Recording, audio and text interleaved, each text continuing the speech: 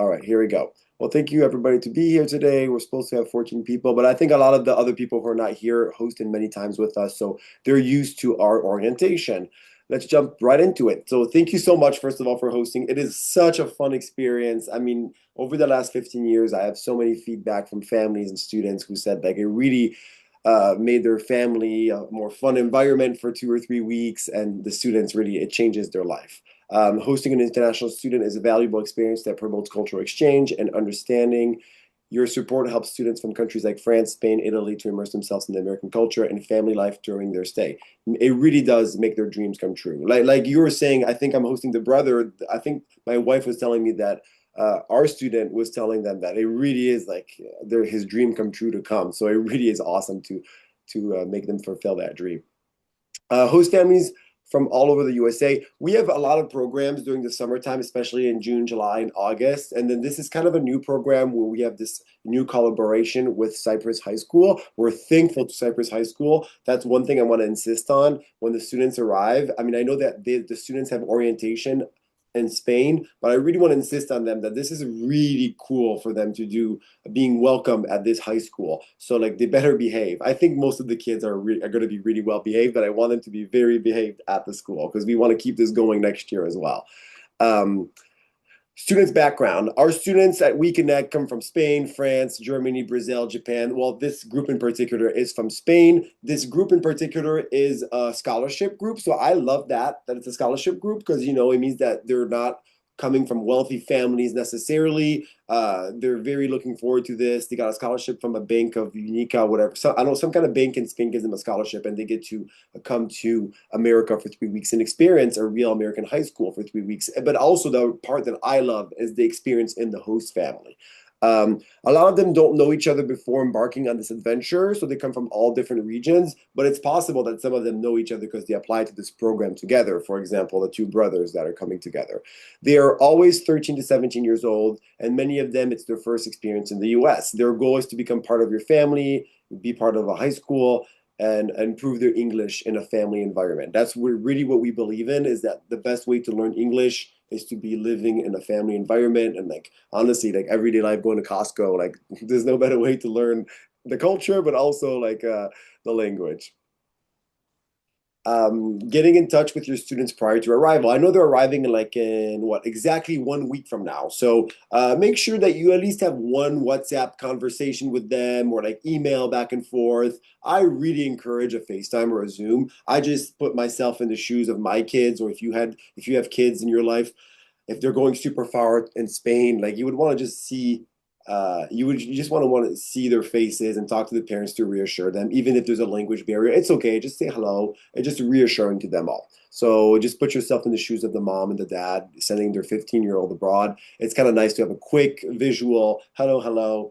I think it's just really nice for them. All their information is on their application form. That green area at the top of their application will have their phone number. Everybody in Spain has WhatsApp. I know it's not as common in the US, but over there they all have WhatsApp. I would say that's the easiest way to talk to them is WhatsApp. Emails are a mess. They always go to spam, or people don't answer. People get too many emails, so it's easier to communicate through WhatsApp. So make sure you talk to them before they arrive. On arrival day, which is next Sunday, we sent you all the information with the on the welcome email. If you didn't get the welcome email, please let me know. But I'm pretty sure I checked in with everybody and everybody received the welcome email at this point. We go pick them up at LAX. I will have a 15 passenger van and another cargo van for the suitcases, and we go welcome up. I think their flight arrives at 4:30 p.m. So by the time they get through customs, get their luggage, all that, I would say 5:36. And then we'll head first to Cypress High School. We'll meet at least 7 families at Cypress High School on Sunday, probably around like 6:30, 6:45. We're going to text everybody, hey, we're leaving LAX. This is our ETA. So don't go to the meeting point until you get a text from me saying we're leaving right now. Meet us at the meeting point around this time, so you don't have to wait around. And a lot of times there's one kid who loses a suitcase, so they have to fill up the information. So it sometimes is a little bit longer for a group because all of 15 people, there's always one person who has an issue. So it's a little bit slower. So we will pick them up at LAX and drop them off at Cypress High School for the first 7 who are up there. And then we have a second meeting point, which is at my house for the people who are hosting, who are from, Lake Forest and Mission Viejo near my house. And those people will be probably around 7:30, 8 p.m. on Sunday. So the first day they're going to be exhausted, and the poor kids have to start school the next day. So it might be really all quick for them.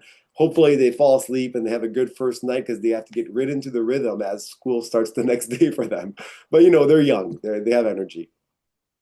So this is a kind of what I was saying at the beginning, a new program for us because it's the first time we have this collaboration with Cypress High School. So I personally have the schedule of Cypress High School, but I think the first 2 days are kind of going to be like a learning process even for us. I know that Monday starts at 9:30. I want to be there around 9:10, 9:15 with the whole group. I know that they're going to be matched with a student at the school, and then from there on, they're going to shadow an American high school student during the day. I'm not really in control of what happens at Cypress High School, the administration. I'm going to be there and help them out if they need to. But anything that's going to be happening during the school day, I can't tell you all the details. Megan probably is going to be better than me at that. We're going to discover what happens on Monday. But I know that from experience, a shadow program, each kid is individually matched with an American student, and they follow them through their period 1 to 6 or whatever it is until 3 o'clock or 3:30.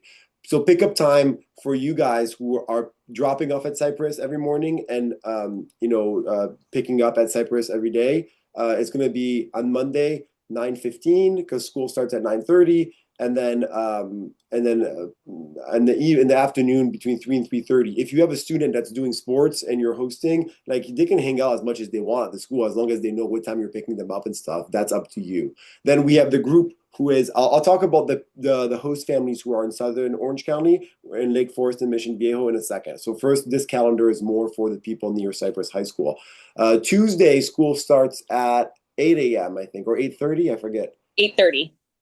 8:30. So this is the wrong calendar then, because this is right. So for the people who are in Cyprus, you don't want to get there until like 8:15, 8:30. I mean, you don't need to be 7:45 is for the families who are in South Orange County who will be dropping off the students either at my house or at Samantha Sovereign's house, because we have 2 houses. We're going to have 2 cars basically driving every day to Cypress High School every morning and then every afternoon. So 7:45 is not for you guys who are near Cypress. It is for the families who are in Mission Viejo, because as we have to get all the way up to Cypress. So everybody who's at Cypress, just drop off for regular period 1, which is 8:30. There's not that much stress around the school. If you're late with your student, it's not going to matter that much. There's no exams for them or anything. And I'll be there every day. So if there's any problem, call me. I can help your student get into his class if he's a bit late or something like that. I'm And sure. Go ahead. and Hector, you can also call me. I'm literally across the street from the high school, and Oh, I drop good. my daughter off every day. I And think it's going to be the 2 first days. We're all going to kind of be working with the thing. And yep. if you're late, you're late. If you're not, you're not, good. But like it might be a learning curve a little bit. Now, on Thursdays, we do an excursion.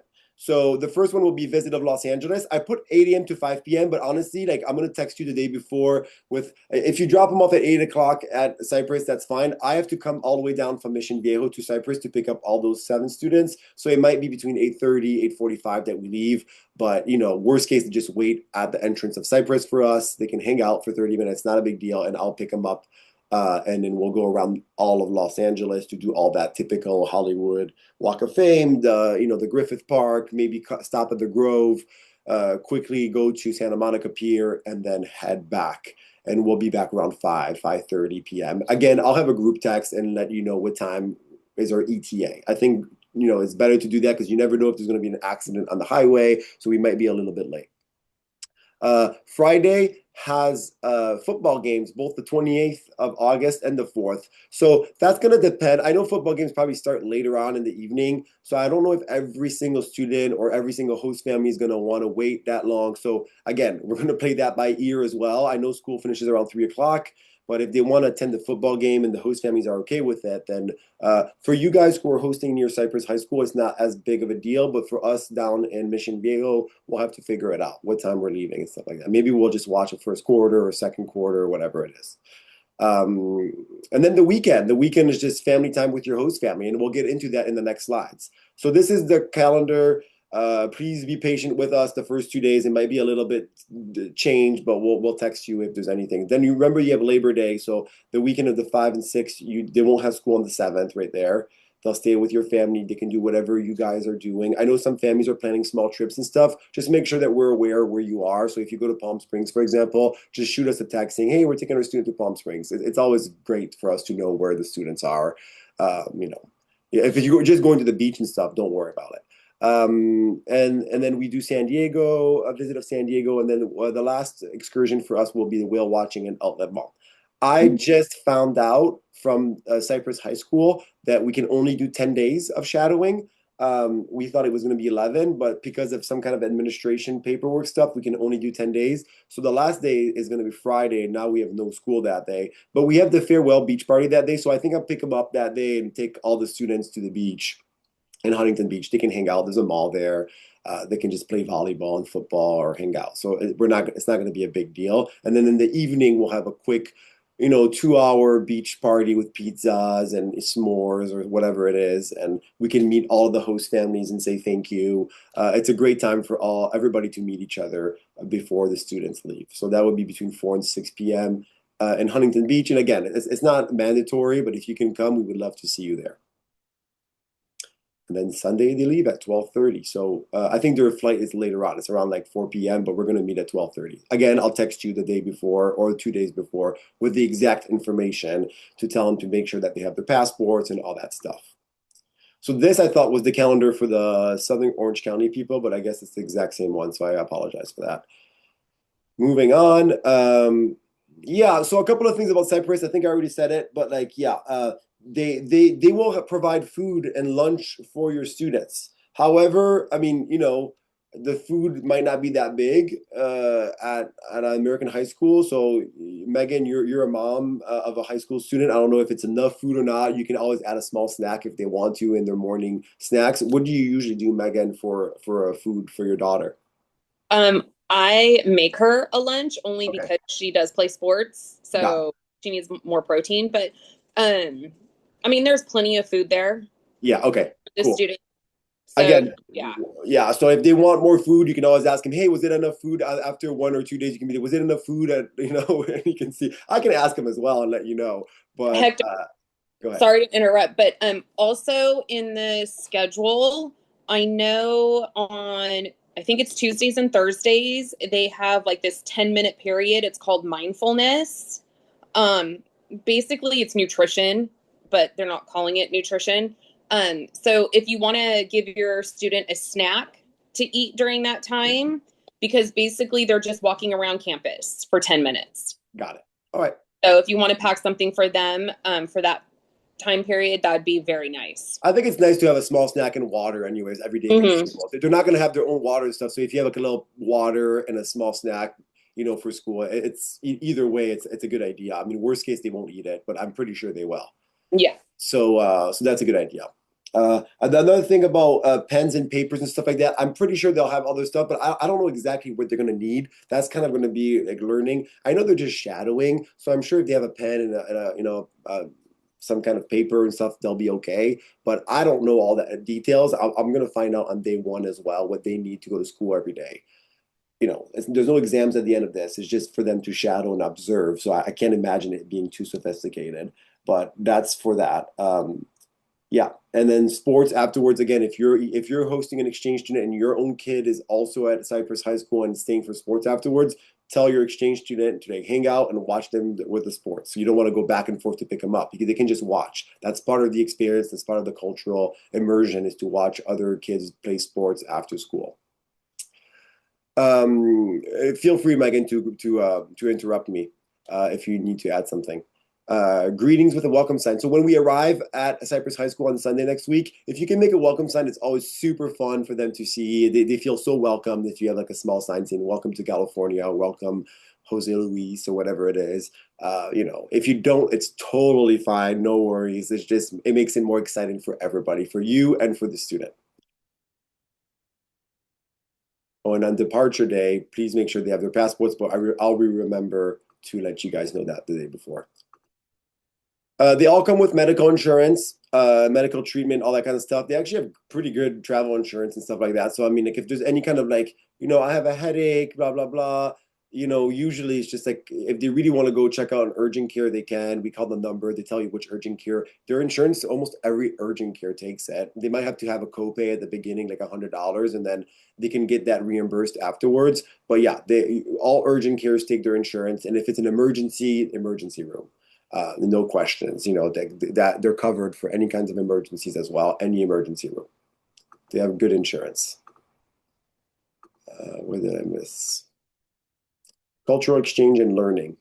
The immersion program aims to improve students' English skills while exposing them to the American culture. Engaging in daily routines provide a rich environment for both the students and host families to share and learn about each other's culture. And I totally understand that in California we're a melting pot. That's totally part of the program as well. But one thing that is important, as us in California have so much Hispanic culture, everything about Hispanic, that's part of California, is to like the Spanish parents especially are always afraid that because California has 35 or 40% of Spanish speakers, that when they're going to come here for 3 weeks, they're going to speak a lot of Spanish. So I know a lot of you do also speak Spanish. Make sure for the 3 weeks to play the game and to speak English at the house. Otherwise, we are going to get complaints from the parents abroad saying, hey, my student's speaking too much Spanish. And of course, the kids who are 15, 16 are going to jump on the opportunity to speak Spanish because that's their comfort zone. Their comfort zone is to speak Spanish. But the parents are like, we want our kids to speak English because that's what they need to get better at is English, not Spanish. So remember to speak English as much as possible. Expectations from host families. Treat the student as part of your family. Include them in normal life. Hosting is about sharing your real life, not entertaining them 24/7. I think a lot of mistakes from first-time host families is to always be on and trying to make your kid as happy as possible, which, no, that's exhausting. To make an exchange student always like, how are you doing? Are you happy? Blah, blah, blah. No, they're supposed to adapt to your life. You're not supposed to adapt to their life. So whatever church you go to on the weekend, if you do go to church or if you don't go to church, they're here to tag along to your life and adapt to your life. And I think that's a huge part of this program is for them to grow as a person, go through those challenging moments where their life is a bit different and they have to adapt to your life. So please don't change the way that you live and make the student adapt to you. Don't make yourself tired trying to think that we have to do something all the time. I mean, you guys will only have them on the weekends, basically in the evening. So it's not as hard as a full immersion program that we run during the summer times, but still on the weekends, you can do fun things without constantly go, go, go, go, go. Communication is important and set rules early and kindly. That's important, I would say, because like, for example, we get a huge complaint every year, all the time, and it's reoccurring and it's going to happen next year as well, is students are on their phone too much. And we all know that problem because we have kids and, we are addicted as well in some way as well, us adults. So it's just like they're addicted to these phones and we trust us. We tell them a million times not to be on their phone too much. We repeat it during two orientations with the students. We tell their parents, we tell the agency abroad, and they still do it a lot. The first week they're usually on guard and they try their best, and then the second week as they get more comfortable with you, you'll see them more on their phone, more on their phone, more on their phone. So just set the rules. If you say, hey, in our house, until 8 p.m. we put our phone away, and then after 8, when you're in your room, you want to chat with your friends for a little bit, that's fine. But in our house, we're not on our phones in the car when we're driving, because nothing more annoying than a kid coming from a foreign country and just being in the car and you're showing him things around, like, look, this is Disneyland, and they're just scrolling on their phone. That's very frustrating. So if you don't agree with that, which we don't, okay, hey, put your phone down. It's okay. This is a fun experience for you. So just make sure that they don't spend too much time on their phone. How to create a great experience. Family dinners, include them in errands in everyday life. Ask them to cook a meal from their country. That's always really fun. Introduce them to their neighbors and friends. Encourage English practice. Take photos together. Often students remember the small things like a Costco or a typical American fast food trip. They all love going to Cane's Chicken and Crumble Cookies. Trust me, they're going to talk to you about that. Movie nights, beach days, inside jokes, simple family moments like Uno. They love to play Uno as a family. And I think it's fun for the family as well to play Uno together, and not expensive activities. You don't have to do anything expensive, really. You don't. Family activities. Encouraging participants in family activities foster a sense of belonging. Host families should invite students to engage in planning family meals and outings. This orientation is also very much for our 3 weeks full immersion during the summertime. So you're going to be spending a lot less time with your student than the full immersion experience. If you take your students at an overnight trip, we need to be aware and get approval before. Like I said earlier, if you're going for 2 days to Palm Springs, just let us know before. It's kind of nice for us to know that they're sleeping in a different environment and all that kind of stuff. But you're allowed to do it. We're taking our student to on Labor Day to Santa Barbara. Host family orientation. That's just the thing. The first few days, make sure your student understands what you say. Students tend to say yes to everything without really understanding what you say. Speak slowly with simple words. So that's for me probably because I speak really, really fast. If you have having difficulty communicating verbally, try writing things down and to show your students. And nowadays we have phones, and the phones are not always evil. Like for translating things once in a while, it's super nice. Especially for those students who are very shy at the beginning. The shyness plus the language barrier can make them even more shy. So to break the ice at the beginning, you can totally use your phone to translate things and help them out. They often understand the written words better. Your students will be exhausted after such a long journey and the time difference. Give them time to adapt. Usually it takes 3, 4, maybe sometimes 5 days for them to be a little bit more themselves. It depends on the student, but a lot of them have 4 or 5 days of being shy, tired, and quiet. Do not plan anything ambitious. We are going to take them to school on the first day they arrive, so they are going to be exhausted. Simple activities will help students feel welcome.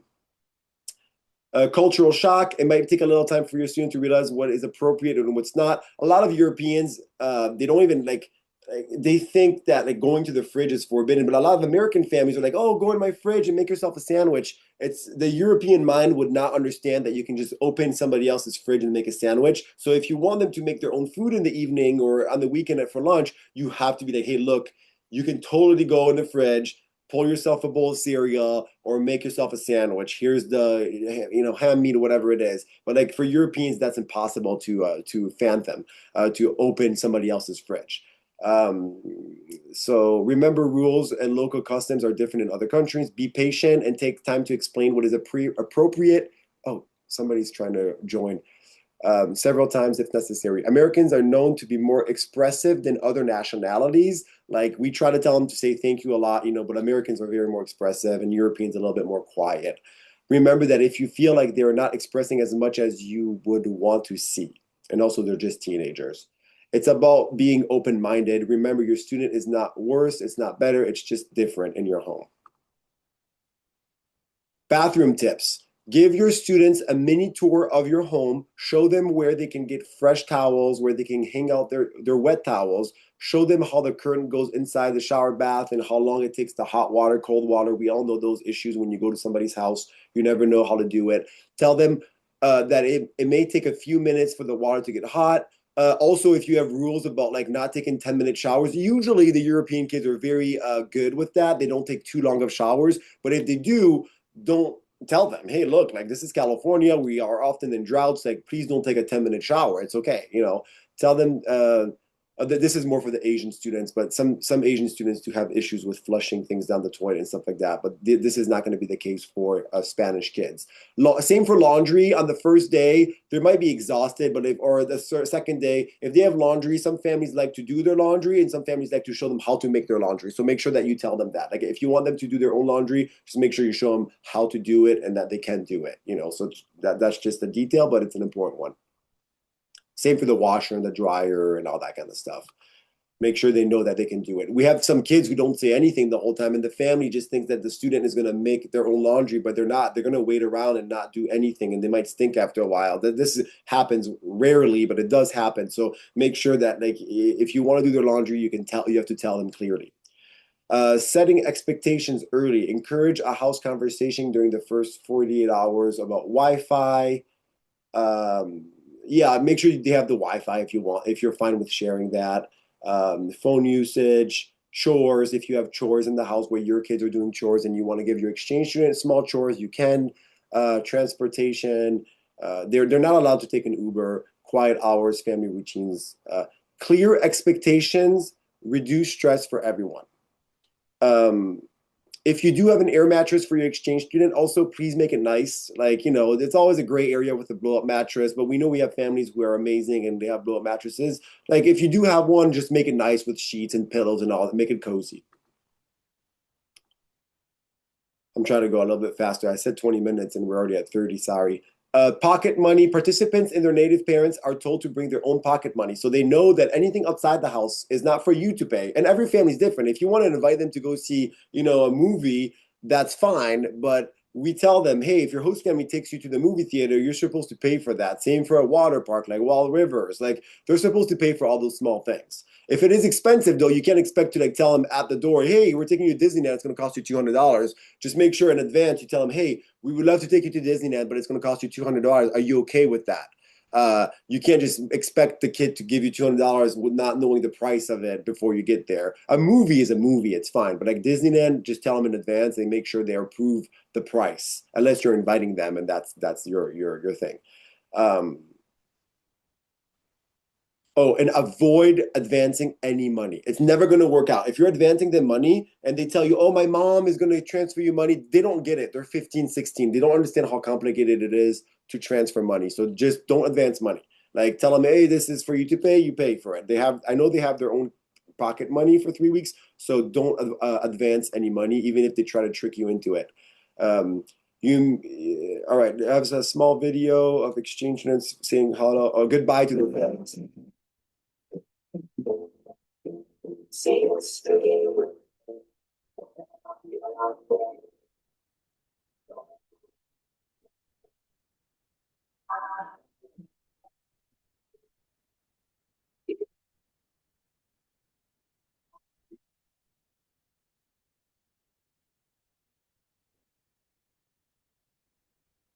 A little quick video of them saying bye. All right, that is the end of our small little orientation for host families.